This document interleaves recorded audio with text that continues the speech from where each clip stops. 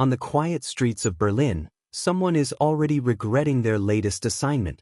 A terrifying message on a phone asks the ultimate question: what if the legends are actually real? The shocking answer makes her drop her phone in fear. She runs through a dim alley, finally understanding that monsters are no longer just myths. Panicking, she tries convincing herself it's an elaborate trick.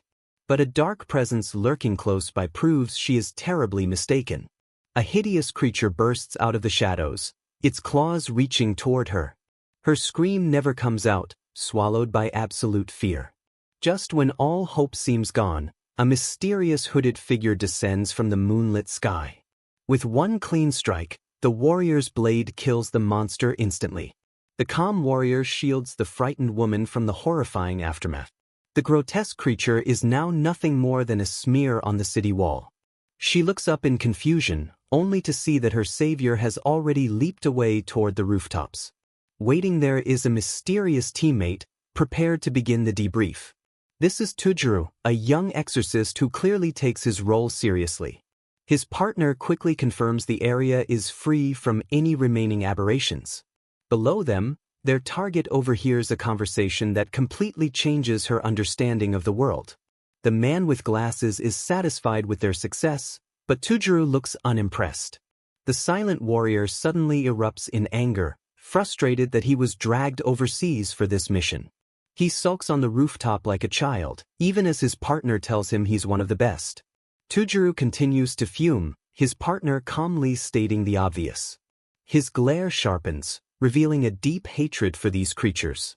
He expresses disgust at the monster's ridiculous appearance, even after defeating it.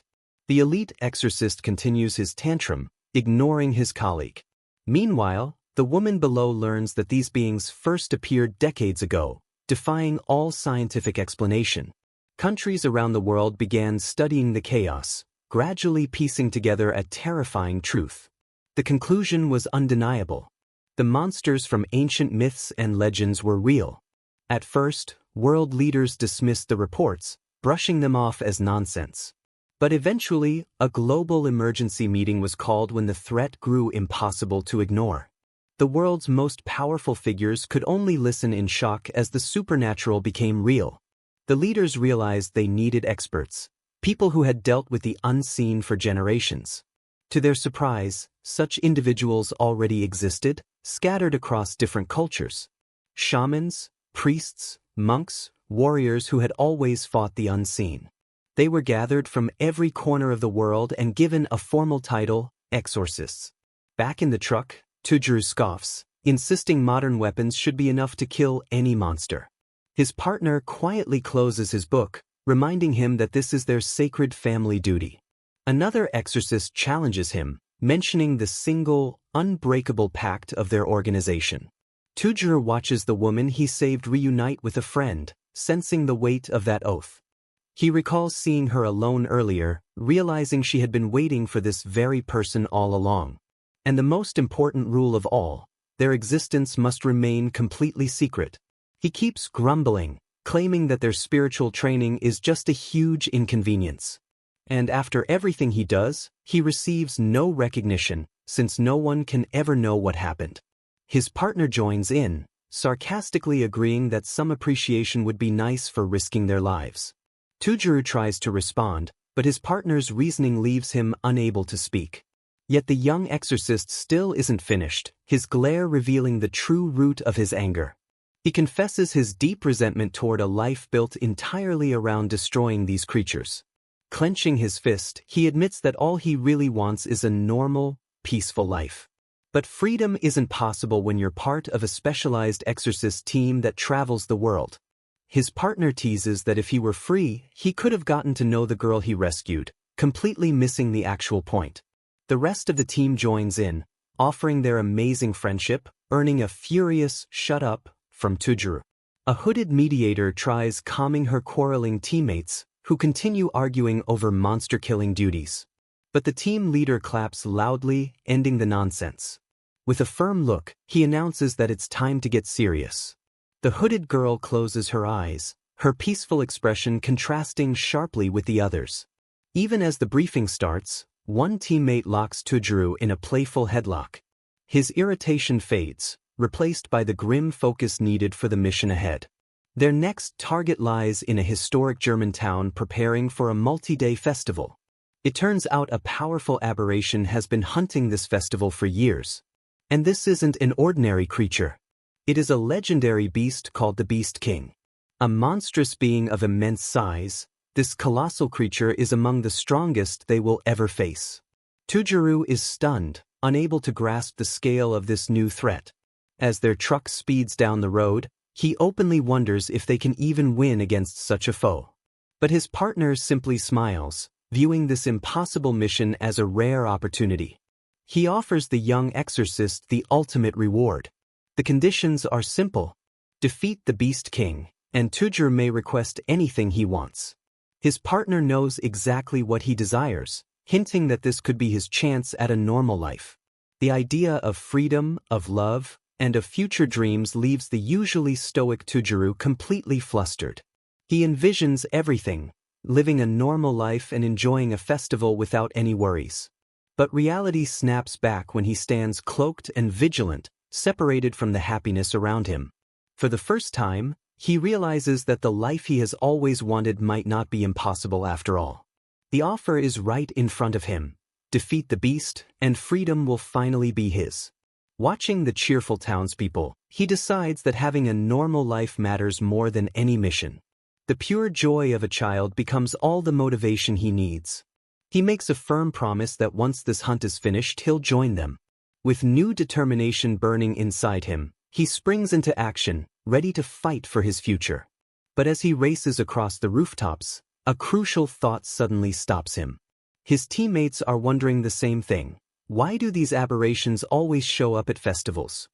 He realizes these creatures must have their own intentions and reasons for appearing. For the first time, he isn't just thinking about destroying them, but also trying to understand them. Holding his weapon with renewed purpose, the young exorcist prepares to face what awaits him.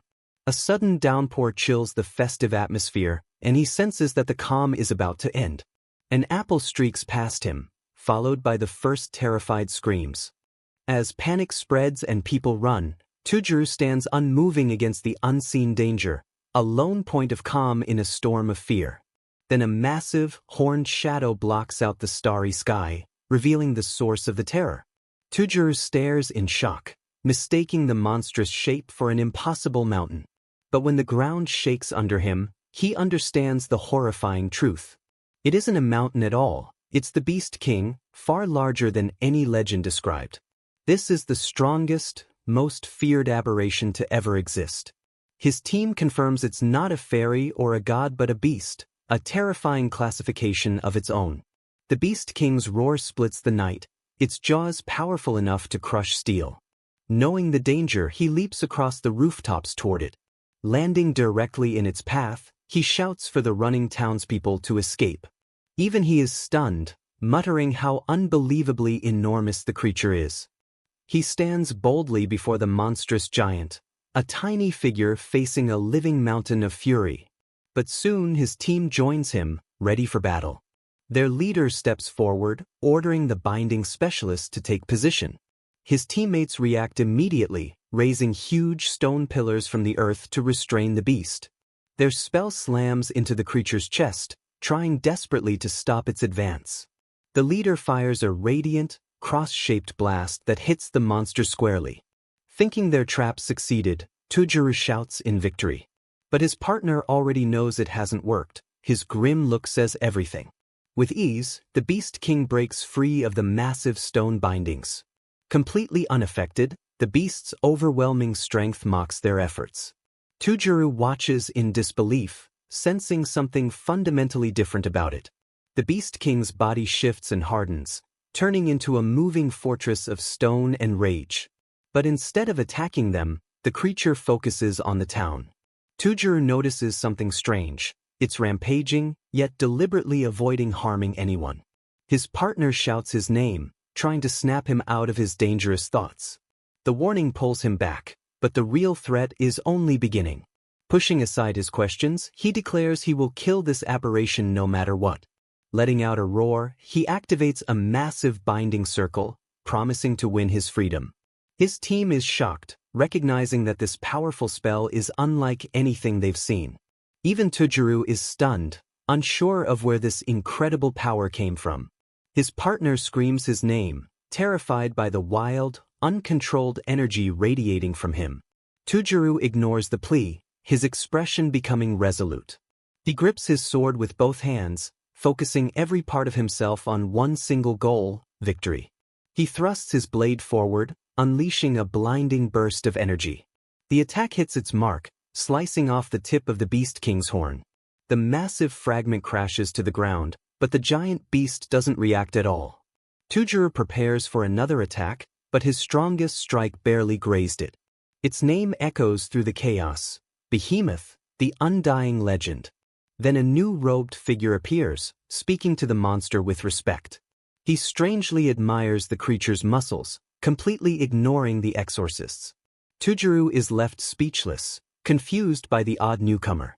The man praises the Beast King, calling it a truly mighty creature. Then comes the stunning revelation: he claims to be the monster's creator. The robed figure says the Beast King was made for a specific, important purpose. He orders the creature to carry out its role properly, deepening the mystery. With surprising gentleness, the creator touches the monster's face. Placing a hand on it, he announces their engagement is complete. Tujuru can only watch, completely confused by this unexpected development. With its master aboard, the giant beast charges forward with new intent. The mysterious pair escapes quickly, leaving the exorcists behind. Tujuru gives chase, determined not to let them flee. But a strange jagged mark on his hand suddenly stops him, a side effect of his power surge. His partner yells his name, sensing something terrible. A massive fist comes crashing down, threatening to crush him. The team responds with a desperate, powerful counterattack. But in an instant, the creator grabs Tujuru, leaving him flustered and captured. The man mocks him, saying he never used his blade's full potential. But the robed figure disappears, replaced by a horned woman demanding to know why he attacked her creation. Tujuru freezes, unable to understand what is happening. The mysterious woman looks unimpressed by his shock. His mind restarts at last, but he's still completely overwhelmed. His shock quickly turns into embarrassment when he realizes his captor is a girl. Flustered, he struggles and demands she let him go. But his efforts are pointless against her impossible strength. His panic grows when he realizes she appeared out of nowhere and isn't concerned with wearing clothes, leaving him mortified. She snaps his attention back with a simple, "Hey." She fixes her gaze on him, coldly stating that his attack was clearly intended to kill her. He sweats and stutters, asking why she's being so dramatic. But she brushes it off, unfazed by his frantic attempts to escape. Tujuru demands an explanation, but then she drops the truth.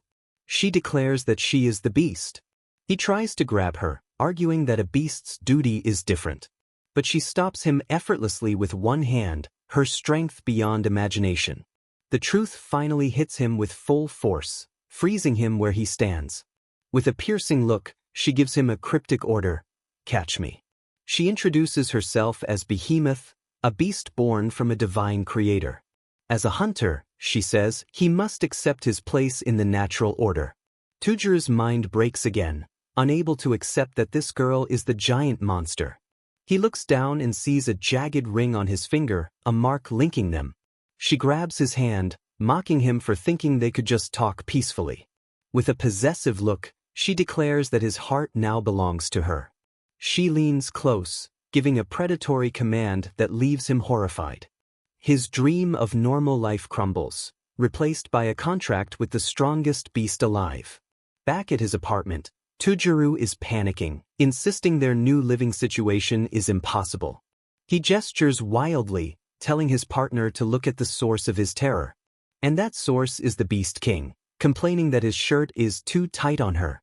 He yells that she's simply too tall for a Japanese apartment, but she doesn't care. Meanwhile, at global headquarters, the mission's aftermath is already under review. Officials confirm that the aberration, Behemoth, was too powerful for the team. The most shocking detail is highlighted: the beast transformed into a human form during the battle. World leaders erupt, saying a human-shaped aberration is unprecedented. The officials have no idea what to do. Some argue she should be contained, not exorcised. A representative suggests sending her to Japan. The Japanese delegate begins sweating, knowing exactly who she's living with now. The other nations point out the Japanese exorcist's involvement, passing the responsibility to him. The Japanese representative is speechless, overwhelmed by the pressure. But one stern look from a high-ranking official ends his objections. The intimidating stare is enough to make him panic. Cornered, he reluctantly agrees to accept the impossible task. Back at the apartment, Tujuru and his partner try to process everything. Tujuru admits he's clueless, wanting to know what really happened. His partner brings up the mysterious seal, wondering who cast such a powerful spell. Tujuru looks at his hand, suspecting the strange ring is the answer. Meanwhile, Behemoth casually mentions ancient texts about unusual forms, wondering if she's simply an anomaly. Tujuru is still overwhelmed, unable to accept that this enormous beast is now a girl in his apartment. He notices a matching jagged ring on her finger, identical to his. His partner tells him to relax, but Tujuru realizes they're connected in more ways than one. Then his partner reveals another shock. Their superiors have decided that Behemoth is now Tujuru's responsibility. Tujuru bursts out, saying his tiny apartment isn't fit for an exorcist base, let alone a giant monster girl. But orders are orders, and his task is simple: keep the Beast King under surveillance. His partner's upbeat attitude only worsens his frustration, confirming that this nightmare is permanent.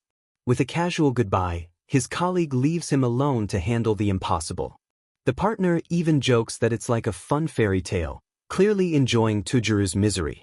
Exhausted, Tujuru watches as his monstrous new roommate acts like she owns the place. He tries to set rules, but Behemoth wants to explore the human world. Her curiosity instantly causes damage when she breaks his balcony railing with a touch. When stepping inside, her horns immediately hit the ceiling.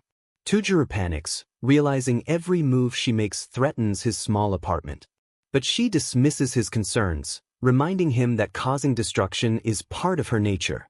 He snaps, saying her title won't cover his rental fees. He orders her to sit down immediately and stop breaking things. Shockingly, the mighty beast obeys him. And so begins their new life, the legendary Behemoth sulking while watching TV in a small apartment. Tujuru is surprised to see how obedient she actually is. He sighs, realizing his partner was the one who destroyed most of the place. Cleaning the mess, he fumes that this was supposed to be his path to freedom. His partner's teasing voice reminds him that freedom means staying home for now. But Behemoth corrects him, saying this isn't freedom but his surveillance duty. She gets his attention with a simple, "Hey boy," her eyes glinting strangely. The Beast King casually asks when he plans to eat her, shocking him. She brags about her prime cuts, leaving him horrified. Grabbing vegetables, he explains humans don't eat people. He storms into the kitchen, insisting there's plenty of good food that isn't her. He prepares a massive, gleaming dish, hoping it satisfies her. With pride, he presents the meal to a doubtful Behemoth. She takes a cautious bite, unsure of human food. Her eyes widen as she devours everything, astonishing Tujuru. Her face glows with pure joy, something he never expected to see. He feels a bit proud, even though he's completely stunned by how much she can eat. Seeing how happy she is, he offers her a second serving, not realizing the trouble he's inviting. A huge pile of empty plates shows that the Beast King's appetite is just as legendary as her strength. He panics when he realizes she didn't just eat seconds, she finished his entire week's worth of food. Defeated, he heads out to buy groceries, promising to get her whatever she wants. He storms out, still trying to make sense of the chaos his life has turned into. Meanwhile, Behemoth rolls her eyes at his complaints, thinking the whole "eat me out of everything" situation is silly. She accidentally crushes a toy, reminding him of her overwhelming destructive power. He complains she's going to consume everything he owns, but she just looks smugly satisfied. But as he thinks back, a strange feeling rises. He remembers that despite her power, she actually listened to his commands. And he can't forget the pure joy she showed when eating the meal he cooked. A genuine smile appears on his face as he realizes this monster is actually pretty endearing. At the store, he faces a new challenge, figuring out what snacks a legendary beast might enjoy. With newfound determination, he accepts his strange role as her caretaker. While shopping, he runs into his partner, who's casually holding a snack. Tujuru is shocked to see him and asks why he's still nearby. His partner explains he came for a new limited edition snack. He correctly guesses Tujuru is buying food for Behemoth, who already ate everything he had at home. His partner gives him a flat, unimpressed look, showing zero sympathy. Tujuru begins to open up, admitting something has changed in how he sees her. He confesses that Behemoth might not be as bad as he first thought. This makes him wonder whether other aberrations might also be misunderstood. With sudden hope, he suggests there might be another option besides destroying them.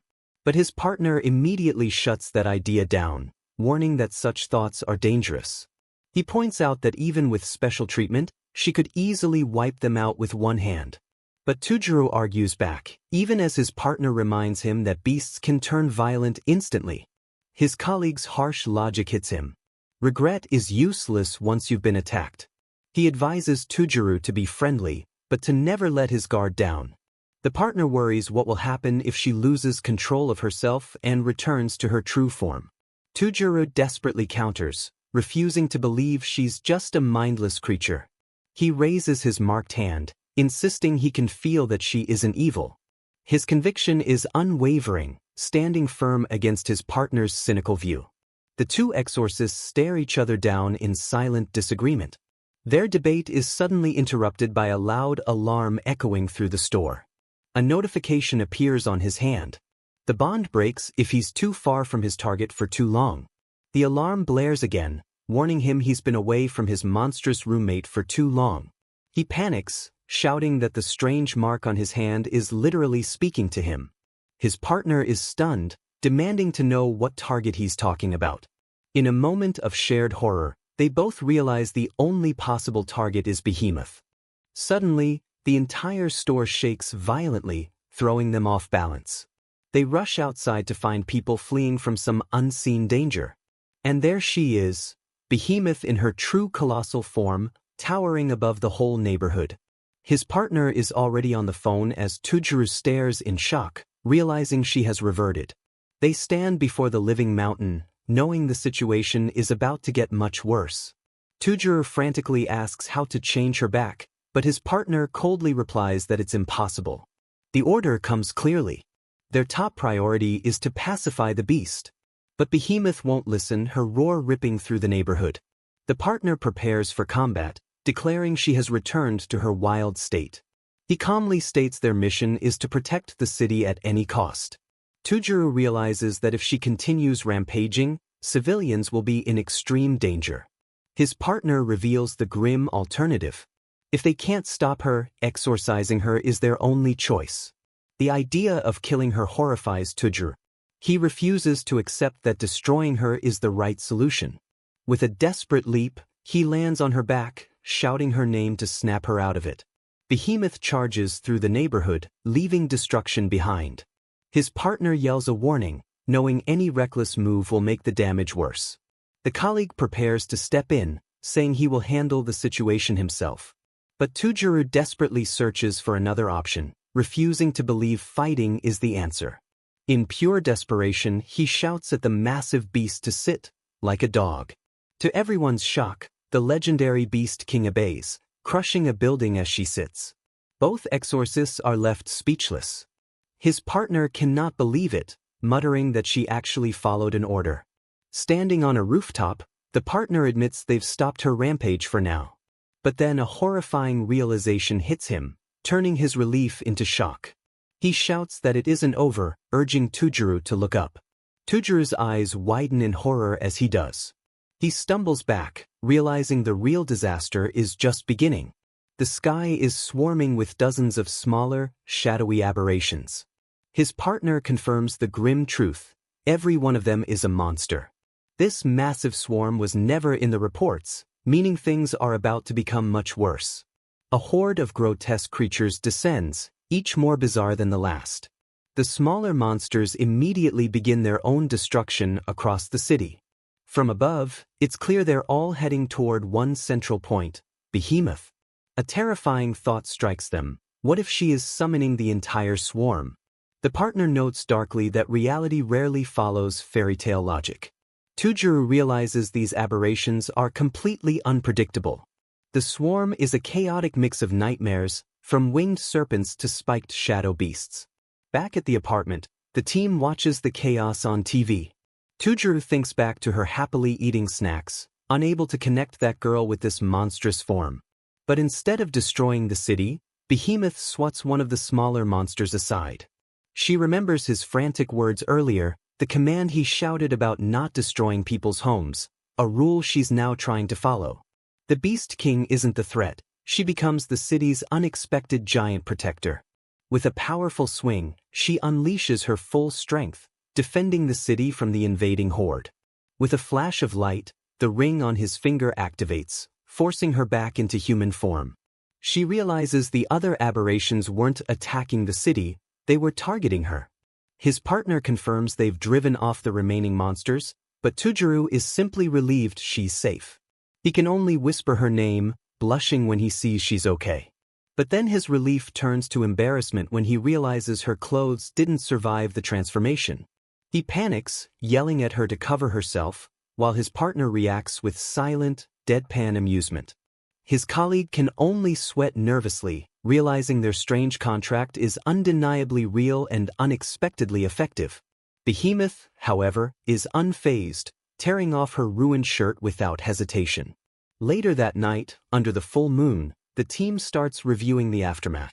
The damage is massive, but unbelievably, no civilians were harmed. At headquarters, the Japanese delegate argues that taking responsibility is an order they can't refuse. But he soon realizes this impossible situation might be a huge opportunity.